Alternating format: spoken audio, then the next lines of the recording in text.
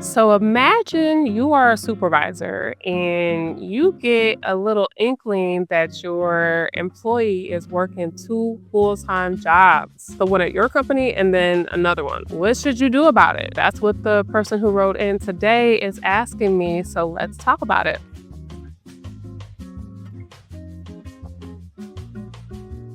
Welcome to HR Uncensored, the people problem segment. And this is the show where I talk about people deal with probably the messiest part of their job, which is the people stuff. I'm Whitney, I'm an HR expert, and I've worked with hundreds of employees and managers and helping them to navigate really sticky employee and HR issues. And if you have your own issue, I would first say to subscribe to my channel so you can hear about the other things that are coming up, but also you can submit your situation that you might have with an employee or a coworker or your boss in the form below. I look at almost everyone that I get, and you never know, I might feature your situation on an upcoming episode. Now, let's get into today's topic.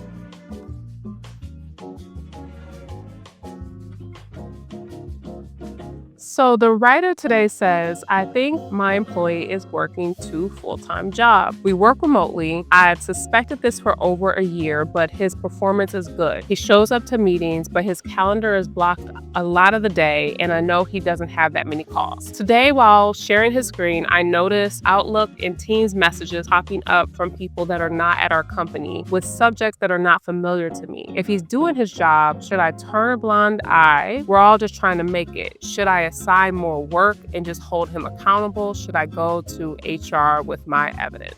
Yeah, so this is an interesting one. I think coming out of COVID, as many of y'all know, where, everyone was working remotely. And, there were all these like news stories about, just working two jobs, right? Like having two full-time jobs that they could do remotely. And it was just a common. I think one of the things that's been the most challenging for me to wrap my head around is like why employers care so much. I think that it stems from some type of control issue, right? Like they want to know that you are doing all the things right for their company. But to me, right, like as long as someone's doing their job effectively, right, they're performing well, you shouldn't really care how they get that work done and what else they're doing to take care of themselves. Like it's kind of crazy. It's not that big of a deal to me, particularly since this person has been performing well.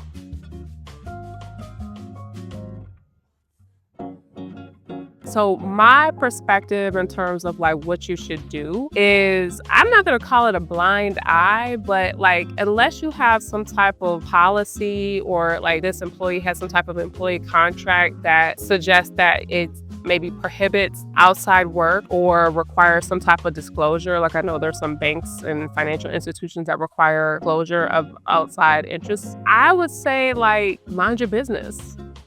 I mean, I'm not trying to be, like too crass, but I just feel like, yeah, I would mind your business, not affecting anything related to you. And if someone can get their work done in less than 40 hours and they're doing the job description fully, then mind your business. Let them do it, don't step in. I think that I certainly wouldn't confront the employee because you technically don't have any real evidence that this is the case, right? You saw a couple of Outlook messages or some Teams messages and, like that doesn't necessarily, that's not like a smoking gun that they are doing this second job. So I think you would be kind of making some accusations that would be hard to prove in some instance, unless your company, some companies, especially some of like these really big Fortune 500 companies have these IT functions and stuff like that that can go into their computer and see and investigate to see if they like have another Teams download or whatever. But yeah, like I would just say mind your business. I feel like, I think it's a little like punitive to assign more work just because you believe that they might be working a full-time job. So you're like, yeah, you should, like, you're not working enough. You don't have enough to do here that you can do a full-time job. Let me give you more work. Like, again, I don't know if you have enough proof to say that. And if the job is the job, don't understand why you would want to give them more work and keep them accountable to it because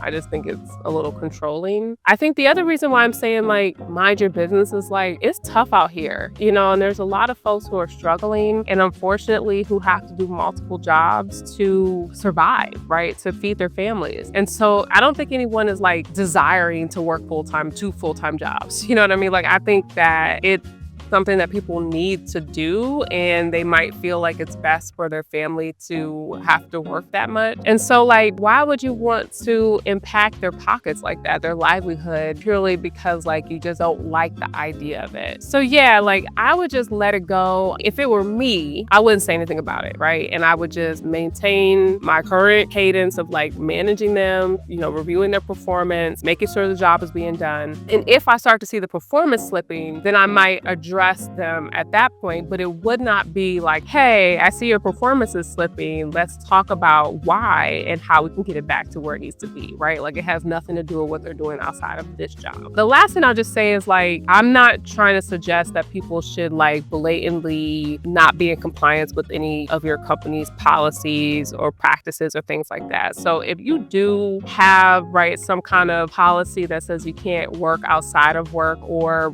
you truly believe that they're abusing company resources, like they're using a company computer to do this, it's up to you, right? I mean, I told you, for me, I would let it go. I wouldn't take this to HR. I wouldn't make this a big deal until I felt like it became more blatant, right? And I had more proof that they were actually doing that. But I'm not going to ding somebody for, deciding to just like report it. And if that was the case, I would just report it to HR and just let HR do their thing. Like, don't you get into no situation with the person that you supervise like trying to be like an investigator, like, I don't think that that's your job. And I think just let HR handle it. And if they resolve it, then okay. If it comes up as nothing, then fine, but I would just let it go. So that's my take. I imagine there will be a lot of folks who have some big feelings about this. So put them in the comments below. I'd love to read them. Also, subscribe to my channel so you can hear about other workplace situations that I'll cover. And if you have your own situation that's kind of stressing you out with a boss or someone you supervise or one of your coworkers at work, you should submit it to me. Share it with me. Let me see it. I review almost everyone that comes in, and I might even feature it on an upcoming episode. So that's the show today. Thank you for watching. We'll see you next time. I'm Whitney. Bye.